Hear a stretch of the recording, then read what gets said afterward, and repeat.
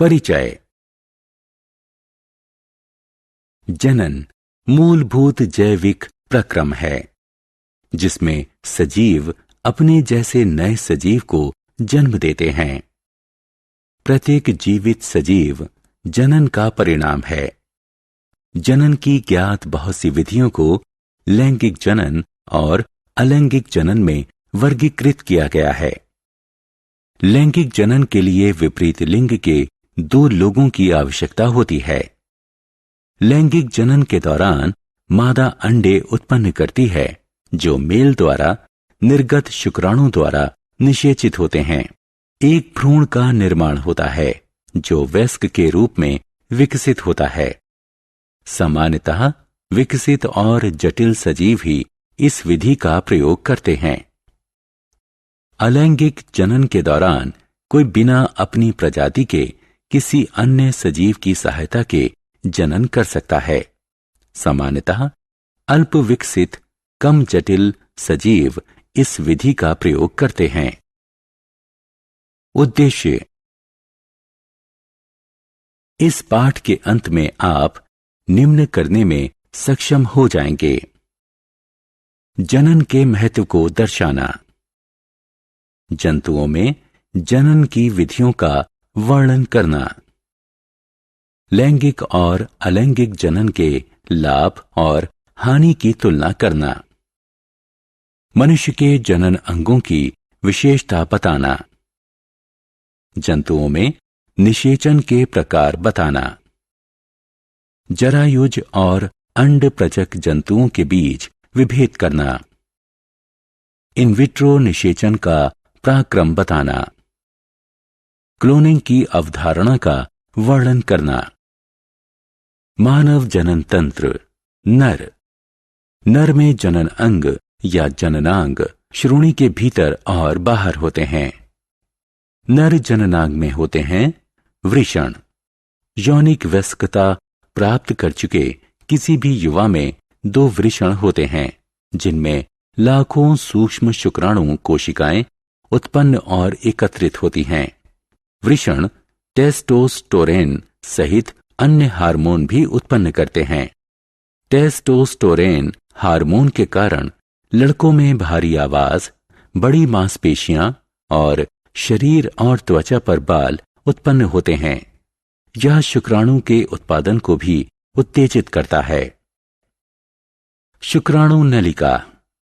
वृषण के बगल में अधिवृषण और शुक्रवाहिका होती है जो नर जननांग के शुक्राणु नालिका का निर्माण करती है।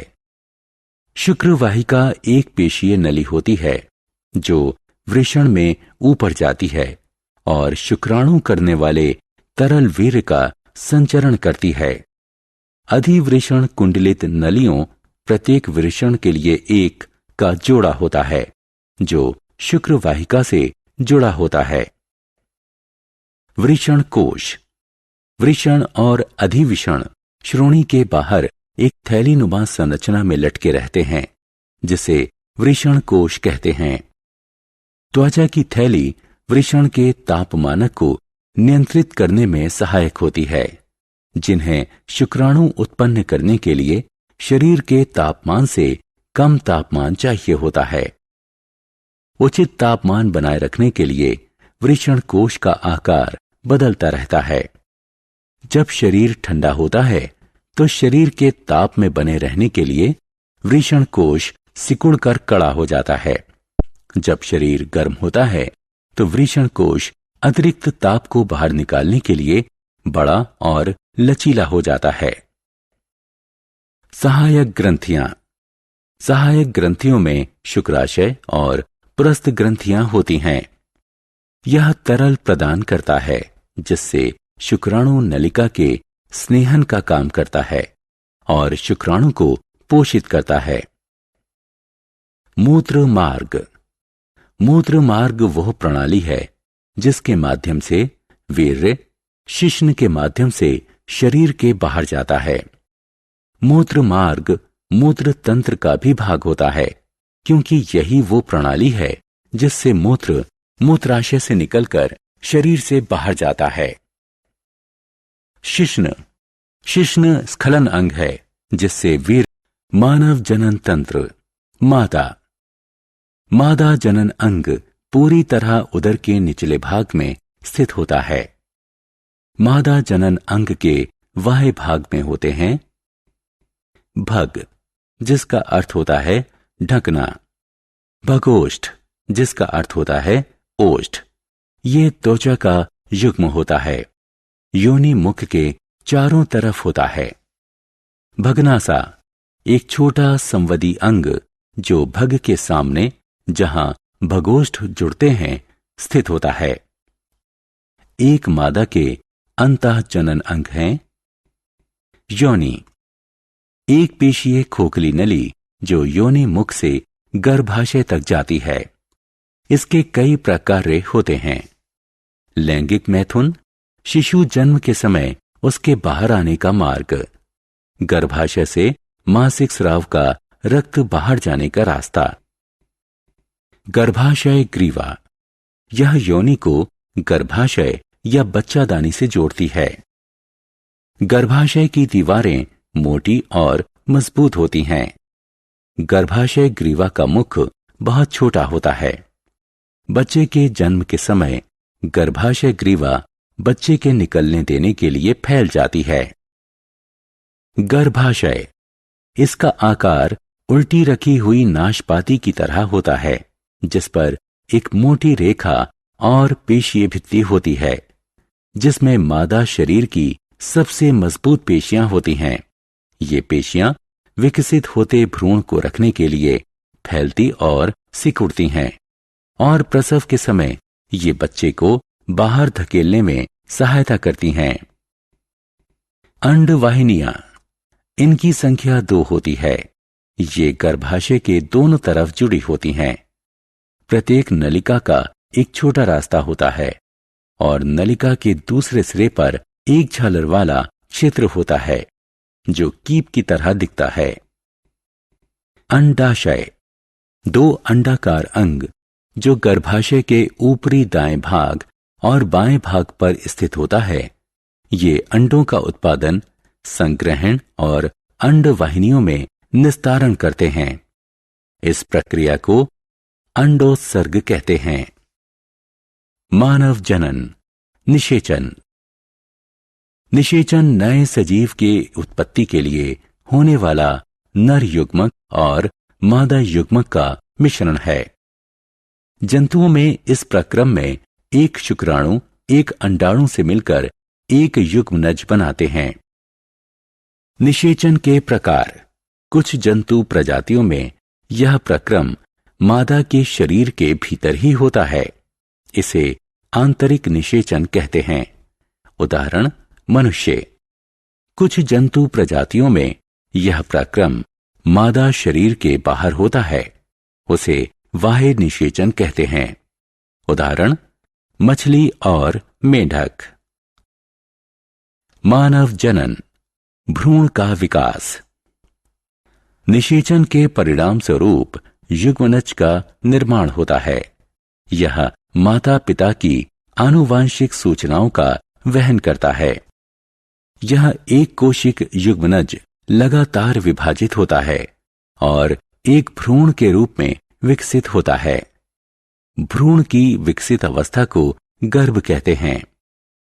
मनुष्य में गर्भावस्था निषेचन के 8 हफ्ते बाद शुरू होती है, जब प्रमुख संरचनाएं और अंगों का निर्माण हो चुका होता है। जरायुज एवं अंड प्रजक जंतु। निषेचन के समान भ्रूण का विकास भी माता पिता के शरीर के बाहर या अंदर हो सकता है। इसी के अनुसार उन्हें जरायुज और अंड प्रजक के रूप में वर्गीकृत किया जाता है। जरायुज जंतु वो जंतु होते हैं जिनमें भ्रूण एक अंडे से नहीं बल्कि पूरी तरह से मां के भीतर विकसित होता है। जरायुज शिशु स्वतंत्र रूप से जीते हैं और उन्हें जन्म से ही बाहरी आहार की जरूरत होती है।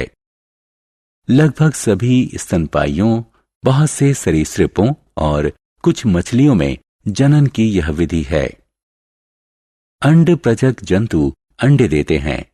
इसका अर्थ हुआ कि मां के भीतर भ्रूण का मामूली या कोई विकास नहीं होता है। यह कई जंतुओं, पक्षियों, उभयचरों, ज्यादातर कीटों, बहुत से सरीसृपों और मछलियों की जनन विधि है।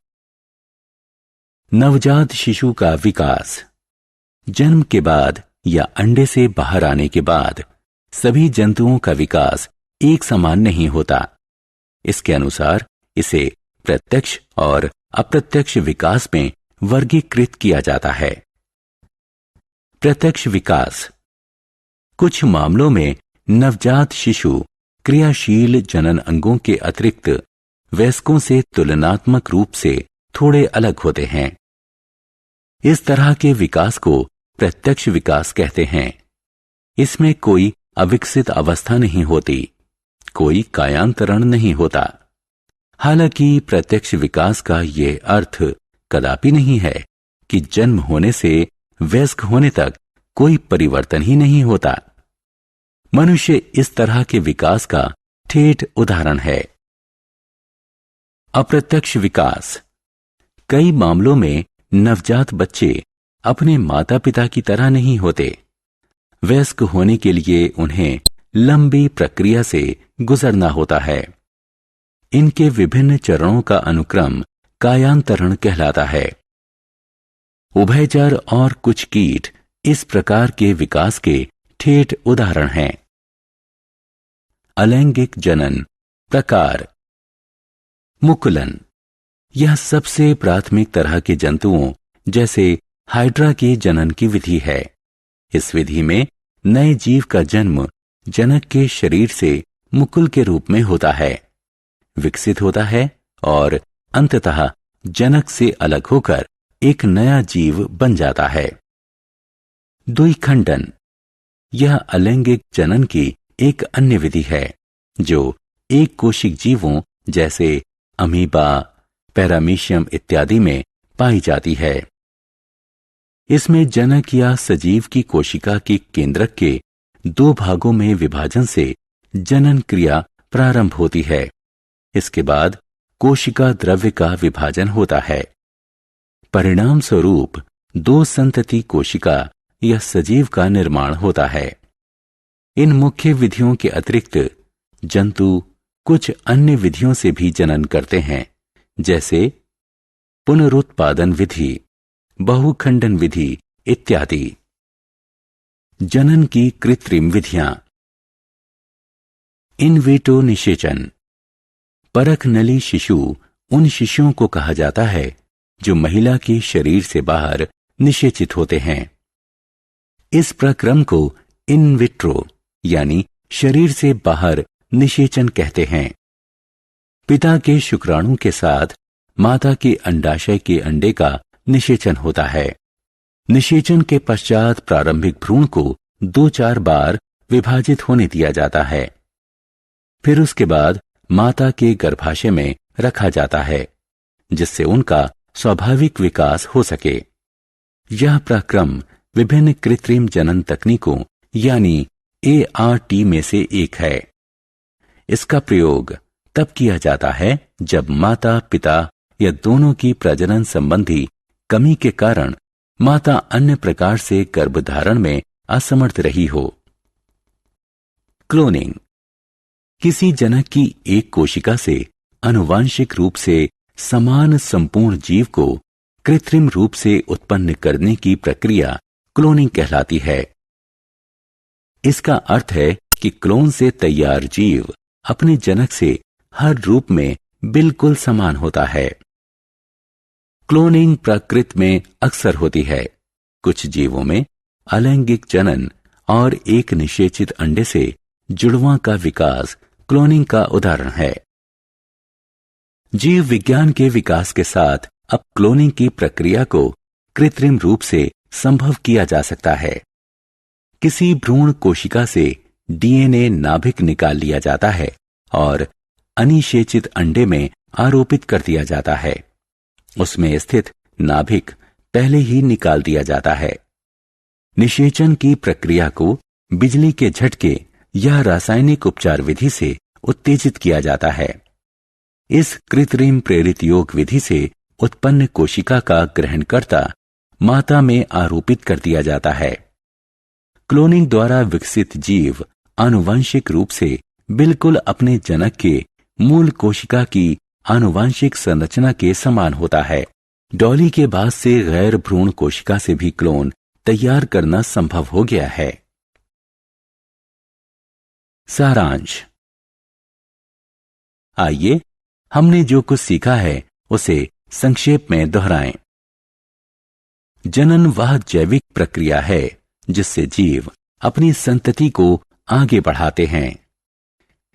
जंतुओं के जनन की दो विधियां हैं, लैंगिक जनन और अलैंगिक जनन।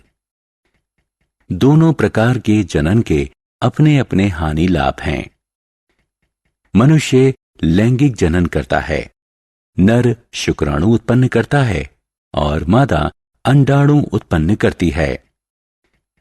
निषेचन लैंगिक जनन में नर और मादा युग्मक का योग है। निषेचन दो प्रकार का होता है, आंतरिक और बाह्य। युग्मनज निषेचन का आखिरी उत्पाद होता है। यह भ्रूण में विकसित होता है। विकसित अवस्था में जब अंग विकसित हो जाते हैं तो इसे गर्भ कहते हैं। भ्रूण का विकास मादा के शरीर के बाहर या भीतर हो सकता है। इसके अनुसार उन्हें जरायुज और अंडप्रजक के रूप में वर्गीकृत किया जाता है। जरायुज जीव वयस्क में सीधे सीधे विकसित हो सकते हैं या वयस्क होने से पहले कुछ प्रारंभिक चरणों से होकर गुजर सकते हैं। अलैंगिक जनन ज्यादातर छोटे जीवों में पाया जाता है। इसके कई प्रकार हैं, मुकुलन, विखंडन, अंकुरण, पुनरुत्पादन इनमें से कुछ हैं। मनुष्य अत्याधुनिक तकनीक की सहायता से प्रजनन में अक्षम मनुष्यों की जनन की प्रक्रिया में मदद कर सकता है। इन विट्रो निषेचन कृत्रिम जनन तकनीक का एक उदाहरण है।